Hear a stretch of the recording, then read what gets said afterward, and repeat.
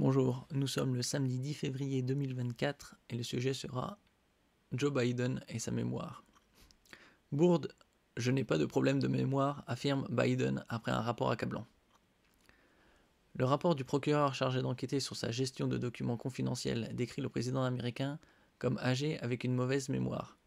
Macron confondu avec Mitterrand, Merkel avec Kohl, Biden enchaîne les bourdes ces derniers jours.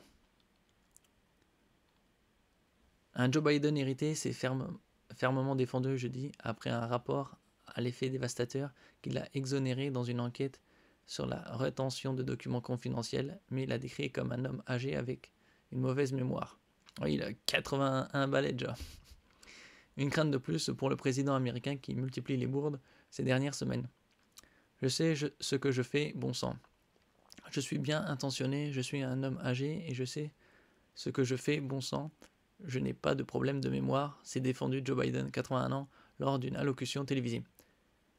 Quelques heures plus tôt, un procureur spécial chargé d'enquêter sur sa gestion de documents confidentiels avait publié un rapport de 388 pages ne recommandant pas de poursuite contre lui, mais exposant sa principale vulnérabilité, son âge, et constatant que sa mémoire avait empiré. 388 pages, c'est un roman, c'est une biographie là. Joe Biden ne se souvenait plus quand il était vice-président, ni exactement de l'année du décès de son fils aîné Beau, a affirmé le procureur spécial Robert Hur. Comment diable hostile a tonné Joe Biden à ce sujet, visiblement très ému, sur un ton de défiance. Le président du Mexique, Sisi, c'est le président de l'Égypte, le jour où il refute les problèmes de mémoire, Biden, encore confus. Ne le sous-estime pas, plaidait ce diplomate démocrate, Roosevelt âgé, avait aussi des heures sans. Il garde le vieux sang politicard, connaissant le moindre élu du Delaware. Bon. Macron, Merkel, Sisi, 3 bourdes en 3 jours. Trio, tiercé gagnant. Joe Biden cumule les bourdes. Il a confondu ces derniers jours le président de la France Emmanuel Macron et l'ancienne chancelière allemande Angela Merkel, avec des prédécesseurs décédés. Ah, il se rappelait du bon vieux temps. Ainsi, le 6 février, il a confondu Emmanuel Macron avec François Mitterrand d'Allemagne. Dans la nuit de mercredi à jeudi, il évoque une discussion avec le chancelier allemand Helmut Kohl en 2021. Or, ce dernier est décédé en 2017. C'est Angela Merkel qui était au pouvoir de fin 2005 à fin 2021. Oh, ça change pas grand-chose, hein. Et ce jeudi soir, rebelote, quelques minutes seulement après avoir contesté le rapport.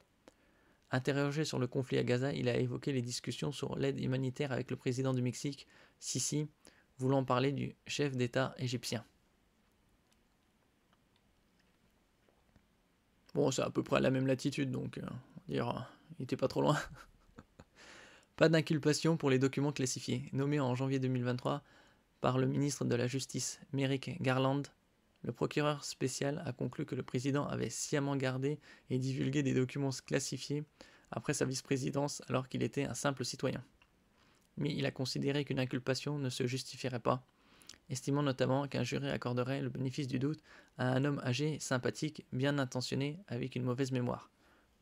Mais quelle connerie, toi. C'est quand même le président. Cette décision attendue dissipe de possibles tracas judiciaires pour le président démocrate, qui s'apprête à affronter son prédécesseur républicain Donald Trump en novembre pour une revanche de l'élection de 2020, mais le place de nouveau en mauvaise posture vis-à-vis de ses rivaux politiques, qui n'ont pas manqué de commenter les conclusions du rapport. Tout ça, c'est juste un show. Des documents secrets défense chez Trump et Biden.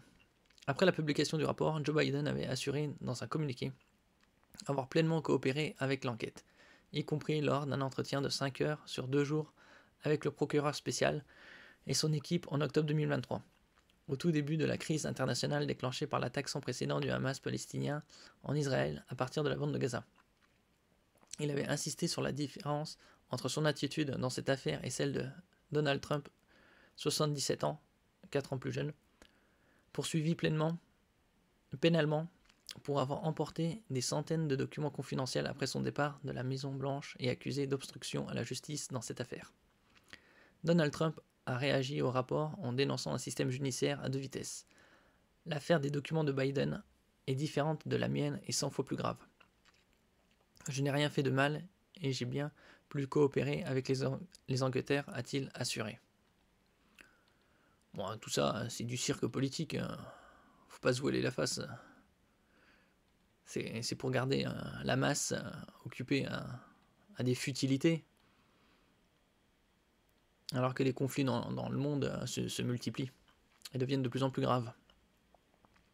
Merci pour votre écoute. N'oubliez pas de mettre un j'aime, de partager, de mettre un commentaire et de vous abonner à la chaîne. À la prochaine fois.